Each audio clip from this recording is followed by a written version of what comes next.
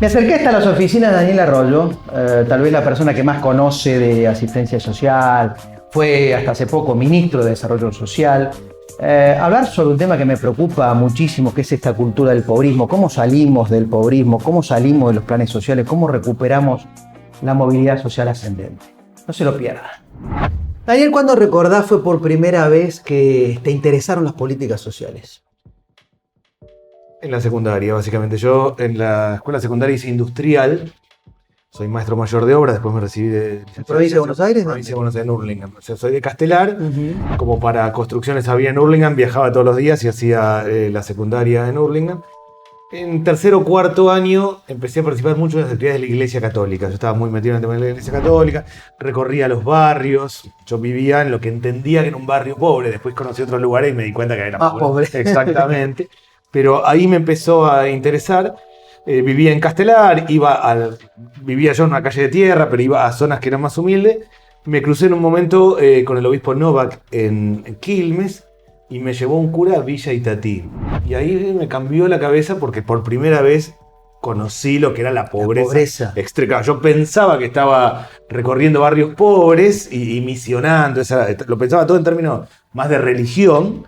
Y cuando recorría eso me agarró un dolor en el pecho. Dije, esto nunca lo había visto. Claro. Y ahí empezó un poco mi idea de estudiar ciencia política y después sí de especializarme en el tema de la política social. Esa era, digamos, tus 15, 16 años, sí, la secundaria. Sí, la secundaria. Imagino que la pobreza en esa época estaba, qué sé yo, en el orden del 15%, 10%, 12%. Sí, exacto. O sea, no era... En el 74 teníamos 4% de pobreza. Claro, por eso digo que no era algo, y digamos, tomo lo que vos decís, era algo que no era habitual. Te llegó a la Villa Itatí y dijiste, che, esto en mi país no. Hoy la pobreza es parte de nuestras vidas. Vemos áreas pobres de nuestro país continuamente. El 50% casi de la población es pobre. ¿A qué se debe? Hay tres tipos de pobreza, y yo digo, hay una pobreza en la Argentina que es la pobreza estructural, que es el que es pobre, sus padres fueron pobres, sus abuelos fueron pobres, vive sin piso de material, sin condiciones mínimas. Así hay 4 millones de personas que viven en barrios y asentamientos que uno podría decir bien parecido al siglo XIX que al siglo XXI. Ese es un tipo de pobreza. Después hay una segunda pobreza que es la pobreza con trabajo informal integrado, es decir, el que hace Durlock, el carpintero, el gasista, que en términos generales tiene trabajo informal, pero vivió por su propio trabajo, nunca supo que existía el Ministerio de Desarrollo Social ni la municipalidad de su lugar, y que en los últimos años se fue empobreciendo. Y después hay otra realidad más nueva argentina, que es la pobreza con trabajo formal, el que tiene recibo de sueldo. O sea, lo que gana no pasa el límite de la pobreza. Porque es el problema de pobreza por ingreso. Yo diría que hay 3 problemas en la Argentina. Uno, claramente, que no se han creado que en las etapas de crecimiento económico no se han creado los trabajos suficientes. Está claro que la Argentina tuvo mejoras o peoras económicas, pero no integró al conjunto. Hay un problema de desarrollo económico y de poner el eje en algunos sectores productivos que sean dinamizadores del trabajo. Un segundo problema es el precio de los alimentos. O sea, mucha gente aún trabajando no le alcanza y no llega por el precio de los alimentos. Y después, la mitad de los jóvenes no terminan la escuela secundaria. Hay un tema clave. Nosotros tenemos un gran sistema educativo, en el sentido de que todos los chicos tienen una escuela cerca en Argentina, no pasa en otros países. La mitad no termina en la escuela secundaria. Ahí está el tema. Si uno lo quiere ver en datos, yo diría 40% de pobreza en Argentina, 45% de trabajo informal y 22% de desocupación en las jóvenes son lo que yo creo los datos más críticos de nuestro país. Bueno, ahí tocaste 2 temas que amerita desglosar. El problema del precio de los alimentos y el problema de la falta de educación que te impide después alcanzar un trabajo. ¿Cómo se resuelve eso?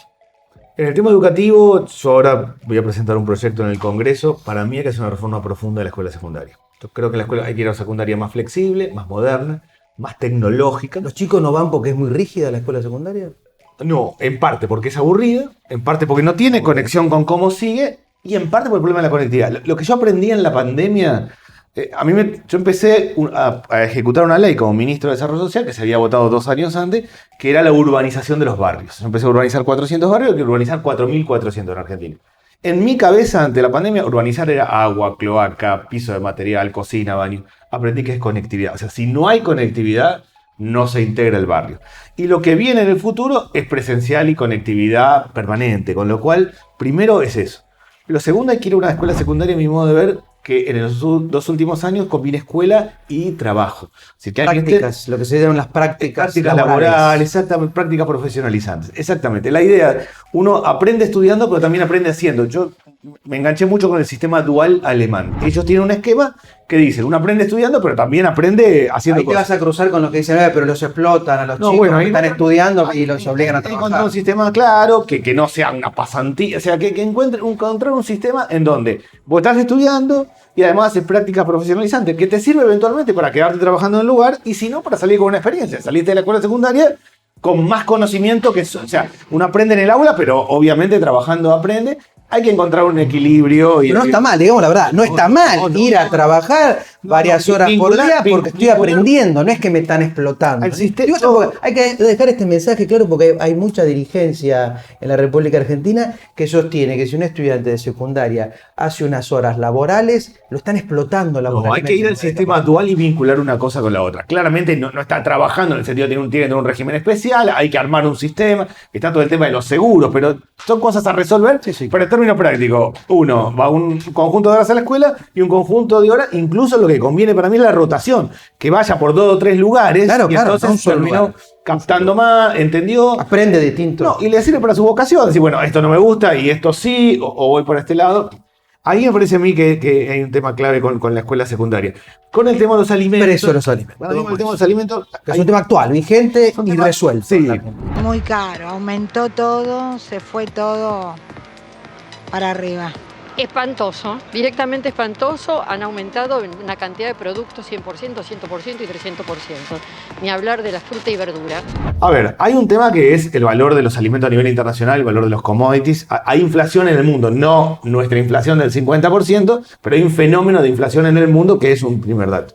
Segundo, el problema de acceso a crédito en la Argentina. Yo recorro todo el tiempo los barrios, voy a los panaderos de barrio, nunca pueden acopiar harina, no tienen crédito. El problema, están al día, compran la bolsa de harina, hacen pan, con lo cual se la van subiendo y se va complicando permanentemente. Claro. El crédito es un problema en Argentina. Claro. Y después hay otro tema clave que es la intermediación. El tambero saca el litro de leche a 25, 30 pesos, termina en 120 pesos en la góndola. Claro. Ahí está el Estado en el medio con impuestos y está todo el proceso de intermediación. Yo creo que en el tema de alimentos hay que ir por 2 lados. Uno, armar un sistema de crédito no bancario. Eso es una propuesta que lleva el Congreso, es crear un sistema de crédito no bancario. Hay 6 millones de personas que en Argentina trabajan por su propia cuenta. No es que les gustaría hacer algo, son carpinteros, gasistas. Trabajador autónomo. Eso, son 6 millones que no tienen papeles para mostrarle un banco. Y terminan tomando crédito al 200% de interés anual en la financiera esquina. Armar un sistema de crédito con fondos públicos y privados, que participe el sector privado, el que quiera, con un fideicomiso, al 3% anual para máquinas y herramientas. No para consumo, sino para que el carpintero tenga una sierra circular, para que quien cose ropa en su casa tenga una máquina de coser. La lógica es, si el carpintero tiene una sierra circular, hace mueble a medida. Si hace mueble a medida, va a buscar un pibe que lo ayude un par de días y empieza a mover la rueda. Y después está el tema de que el productor le venda directamente al consumidor. Yo creo que hay que armar 400 pequeños mercados centrales, fomentar ferias, generar mecanismos... La intermediación es la que encarece el precio del alimento. Una parte... Me parece que hay por ejemplo, la ley de góndolas, por ejemplo, que ya se sancionó hace tiempo en el Congreso, ya se reglamentó, hay que terminar de armarla bien. ¿Cuál es la ley de góndolas? En la góndola están todos los productos, de la empresa grande, chica, mediana, de la economía popular. En el medio está el precio más bajo, con lo cual vos vas, cada uno de acuerdo a su bolsillo, ve a lo que puede acceder, pero tenés una referencia. Creo que ese es un punto importante del tema. Para mí, el precio de los alimentos, hoy en lo coyuntural, el precio de los alimentos es el problema más grave que tenemos en Argentina. Porque hay 10 millones de personas que reciben asistencia alimentaria en Argentina.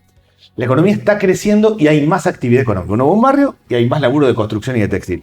Ahora, no baja la cantidad de gente en los comedores, porque la gente labura y pasa por el comedor para retirar alimentos para llegar a fin de mes, porque si no, no está llegando.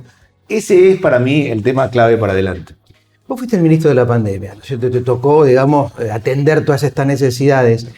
Visto hoy a la distancia, si te tocara, que le puede tocar al próximo ministro en el 22, que podría repetirse la situación, ¿harías lo mismo? Es decir, ¿encerrarías a la gente y, digamos, limitarías el trabajo? ¿O harías que la gente trabaje y atenderías la salud y el trabajo y la economía en igualdad de condiciones? Mi tarea como ministro de Desarrollo Social en la pandemia fue sostener la paz social. Yo me guié mucho por lo que pasaba en el resto de América Latina, hablé con muchos ministros de América Latina. hubo muchos problemas serios en Chile, en Ecuador, en Perú, en Colombia. Nosotros logramos sostener la paz social. Cuando digo nosotros no me refiero solo al Estado. Yo hice la tarjeta alimentar, un conjunto de políticas para sostener. ¿Y ya imaginaste qué puedes comprar con 100.000 pesos en alimentos? Voy a comprar leche, carne, pollo, lo más necesario para tener para comer en el día. Ayuda mucho en los alimentos más que nada, más en la carne, fideo, que es lo que más se necesita ahora. La leche más para los chicos. Sino también a las iglesias, las organizaciones sociales, las escuelas. La Argentina tiene una red social muy grande. Yo trabajé mucho en otros países de América Latina. Trabajar me refiero a ir a los ministerios de desarrollo social, ir a los barrios. Cada vez que me volvía de un país pensaba que la Argentina tiene una red social impresionante que no tiene otros países. Y eso quedó demostrado. Sostuvimos la paz social. Seguramente hay mucho para revisar y para ver. Claramente hay que recuperar lo educativo que se ha perdido. Ese para mí es un punto. O sea que aumentó la desigualdad educativa en la pandemia. Hay chicos que incluso han tenido más contenido que lo habitual por Zoom, por plataforma, y los que no, que hay un solo celular en la casa, la mamá o el papá salen a trabajar, se queda sin acceso a datos, no tiene conectividad. Armé un sistema yo en los comedores para aulas virtuales, pero no es lo mismo ni cerca. Pero por eso digo, digamos, se perdió educación, se perdieron puestos de trabajo. Repetía la situación, ¿crees que habría que atender la pandemia con educación y con el trabajo simultáneamente? Me parece que en el eventual caso que haya situaciones nuevas de lo que está pasando en Europa, que es probable hoy estamos en condiciones de armar equilibrios más claros. Me parece. Una es el tema de la vacunación que ha avanzado, y dos, todos tenemos experiencia. Realmente al comienzo, yo me acuerdo, teníamos reuniones y nadie sabía ni siquiera cómo eran los contagios, de qué manera, cómo se produce.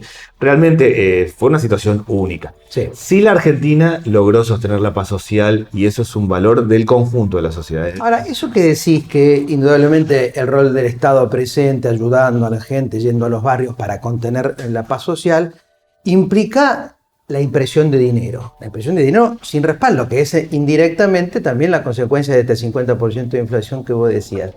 Hay una manera equilibrada de hacer ayuda social sin afectar la economía, porque si no, ese, digamos, trabajador, ese obrero, ese barrio humilde que vos ayudás, digamos, la plata que vos consigas nunca alcanza, el dinero o el apoyo que vos le puedas dar nunca alcanza, porque cada vez es más, pero a él cada vez le rinde menos, y esa paz social que vos querés contener siempre está descontenida, ¿no es cierto? ¿Hay alguna forma de equilibrar, decir, che, digamos, tengo que darte menos, o tengo que generarlo a través de producción y no de impresión? Porque si no es como que es, digamos, un fenómeno nunca va a acabar. Uno ve que lo que crece es las organizaciones sociales, los pobres, que bien los definiste claramente, y una cultura de administrar esa pobreza. No veo todavía en la dirigencia argentina una salida de decir, che, ¿cómo salimos de esto? No cómo lo administramos, que vos sos uno de los que mejor lo hace y lo sabe. ¿Cómo salimos de esto? De esta, desde mi punto de vista, trampa de seguir imprimiendo para ayudar y que esto no salís más, ¿no? Sí. Yo creo que se sale con equilibrio y con crecimiento económico. Para mí tenemos una oportunidad porque viene una etapa de crecimiento económico en el mundo, no solo en la Argentina, excepto que haya un rebrote muy complejo de la cuestión sanitaria. Si no lo hay, vienen años de crecimiento económico y esa es una oportunidad. A mí me parece que hay tres cuestiones. Uno es transformar planes sociales en trabajo, esa es una primera parte, que el que tiene un plan social, si toma un trabajo en blanco, se mantiene 12 meses en el plan social, trabaja y después queda ya directamente del trabajo. Bueno, esa es buena. Habla despacito porque está muy bueno. Vos decís como una especie de empalme. Yo tengo el plan social y eso es un mensaje para los que nos están viendo, porque no quieren tomar trabajo porque se pierde el plan. No pierdo el plan, sigo trabajando. Por 12 meses no pierdo el plan. Y después, si la evolución de trabajo lo da, chao, listo, me deshago del plan y sigo trabajando registradamente. Ese es uno. Y el que lo contrata tiene una deducción impositiva, o sea, tiene un beneficio. Está estimulado a contratar un planero en vez de un no planero. Y articulás con el tema de capacitación. O sea, Bien. completá, si el rubro productivo que sea, completás con la capacitación que se necesita. Eso es una parte. Es una que parte. Es ¿Qué el otra vínculo parte? con el empleo. La segunda parte es que gran parte de la gente que tiene planes sociales trabaja por su propia cuenta. O sea, son gasistas, plomeros, Sí. carpinteros, hacen chang.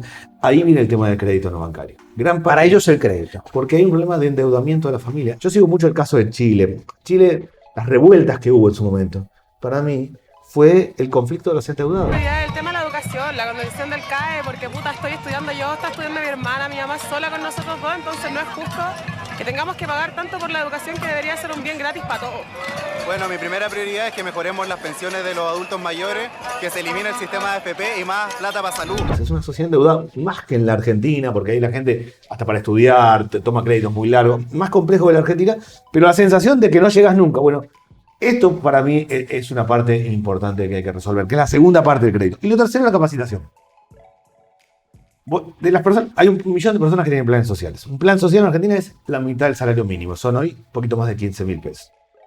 La persona que no terminó la escuela secundaria le cuesta mucho volver a terminar la escuela secundaria. Se engancha con algo práctico, hace un curso de gasista y entonces termina la escuela secundaria. Entonces, a mi modo de ver, hay que articular secundaria y oficios. Vos no terminás la escuela secundaria, no tenés ganas de terminar. Pero sí decís, bueno, hago 4 meses, curso de gasista matriculado, y lo haces en la escuela. Entonces, ya que estás en la escuela, hay alguien que te dice, mira, ya que estás acá, en el aula de al lado, vení, termina. Creo que hay que integrar ese sistema. Todo eso, a mi modo de ver, se puede hacer en crecimiento económico y es lo que hay que hacer en los próximos tiempos. ¿Cuáles son los empleos que vos creés que hoy la República Argentina tiene que hacer foco si quiere salir de este pobrismo, digamos, que parece que es crónico en la Argentina? Para mí son de 2 tipos. Uno es lo más tecnológico, competitivo, los unicornios, y eso Argentina tiene mucha gente preparada y muchos jóvenes preparados. Y 2 es lo mano de obra intensivo. Para mí lo mano de obra intensivo tiene que ver con 5 sectores. Con la construcción, con el textil, con la producción de alimentos, con el cuidado de personas, son las personas que cuidan personas, y que eso va a crecer, y la expectativa de vida crece la expectativa de vida, claro. Y el reciclado. Para mí en esos 5 sectores está lo mano de obra intensiva en Argentina. Todo lo que definiste ahora es el rol del Estado. Ahora, están las organizaciones sociales cada vez más numerosas, cada vez más dirigentes, que tienen cada vez más afiliados. El reclamo esencial es trabajo. El trabajo sigue sin aparecer. El ministro dijo el año pasado que iba a cambiar planes por trabajo. Eso no ocurrió. Y que son organizaciones que se manifiestan y son organizaciones, yo te diría, muy influyentes en la política argentina, a punto tal que algunas ya están integradas a la CGT o van en vías, les han dado personería gremial, lo cual yo considero inaceptable porque se desvirtúa una asociación que, digamos, no es de trabajadores, sino de subsidiado en trabajadores, pero eso está pasando en la República Argentina. ¿Qué mirada tenés vos sobre esos movimientos sociales, esos líderes que no ven la solución en un trabajo registrado, en la movilidad social ascendente, en el esfuerzo, en soñar, sino en administrar la pobreza? Sí. Yo siempre pienso que lo que pasa en la calle refleja lo que pasa en la vida cotidiana en Argentina. Más allá de que esté más politizado o menos politizado, siempre creo que cuando hay manifestaciones en la calle tienen que ver con algo que está pasando en la vida diaria. Están justificadas, está diciendo. No justificadas, sino, y muchas tienen intereses políticos, pero digo, acá, si hay gente movilizándose por esto, hay un problema que entender. Algo está pasando acá. Es el esquema. Puede estar más o menos política, pero es el síntoma de un problema. Yo siempre diría, si alguien está movilizando por algo masivamente, digo, no si nosotros dos vamos a reclamar algo, pero si es masivo, yo lo... Pero a veces dicen, movilicemos porque digamos, el subsidio nos quedó bajo, nos paramos en el Ministerio Social, 6 horas, y a las 8 horas el jefe nuestro nos dice, sí, vamos que ya conseguimos un 20%. Ahora, ¿cuál es el tema clave para mí en la Argentina? Primero, las organizaciones sociales han visibilizado a los que no se ven en la Argentina, que son los más pobres, los que están en los barrios, lo han visibilizado con la ocupación del espacio público. Segundo, están haciendo un intento de ir hacia el tema productivo, y ahí es donde muchas de estas herramientas hay que desarrollarlas. La Argentina, a mi modo de ver, el trabajo se manifiesta de 3 maneras. El que tiene trabajo formal al estilo OITero, que se llama trabajo decente, es decir, uno tiene obra social, jubilación, vacaciones pagas, seguro.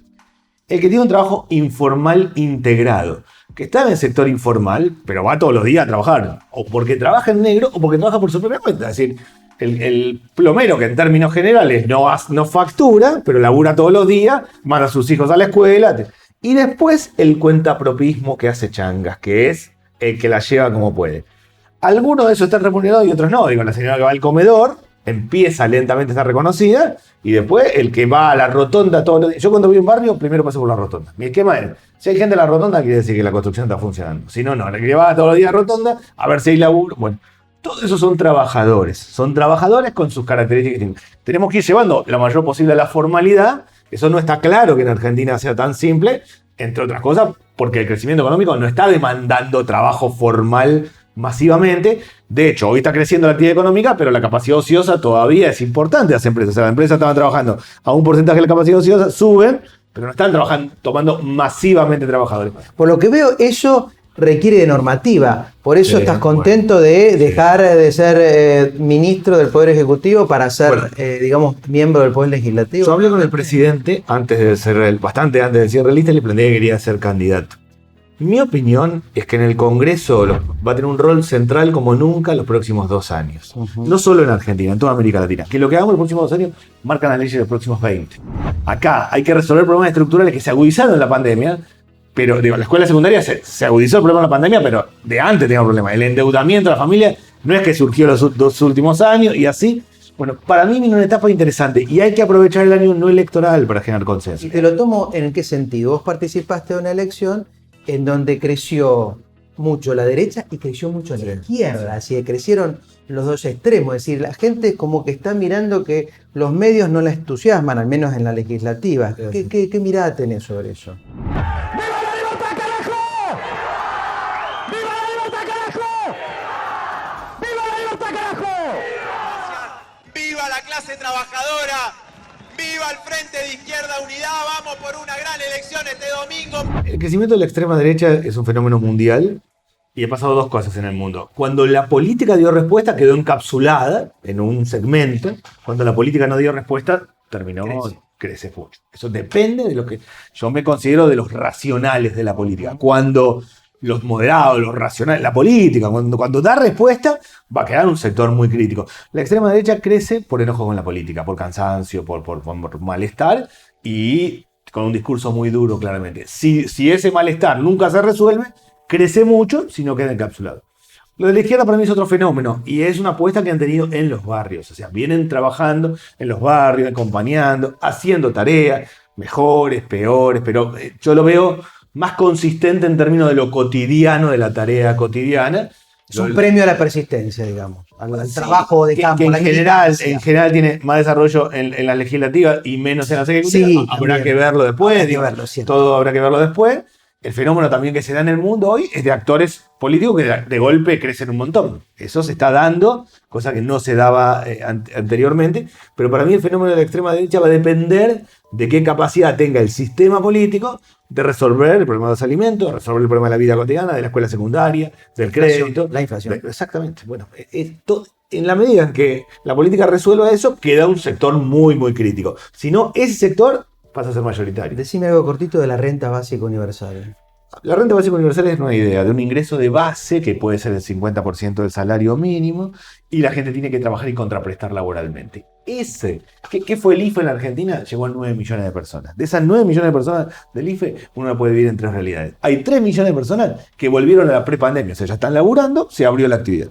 Hay 3 millones que van camino a eso. Y hay 3 millones que empeoraron, o sea, es la empleada doméstica, tenía un número de horas, tiene menos y tiene menos. El jardinero que tenía 10 casas, hoy tiene 5 y le quedaron 5, o el que se quedó sin trabajo. Esa renta básica serviría como una base en la medida que tenga contraprestación laboral.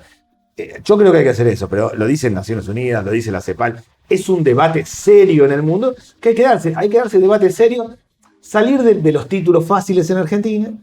Ya no hay competencia electoral, con lo cual no es que uno tiene que en 30 segundos decir algo. Es un tiempo la Argentina tiene problemas complejos. Los problemas complejos se resuelven estudiando seriamente, no con títulos fáciles. Por eso yo apuesto mucho al año no electoral para hacer esto de manera seria en el Congreso. Hablando de apostar, contame tus sueños.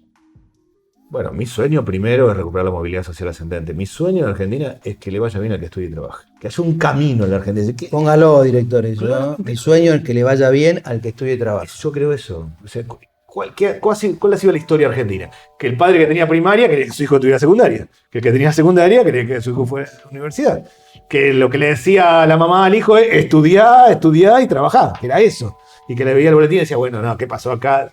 Bueno, es eso. Tiene que haber un camino. En la Argentina tenemos que reconstruir la idea de que ¿qué tiene que hacer alguien para que le vaya bien? Estudiar y trabajar.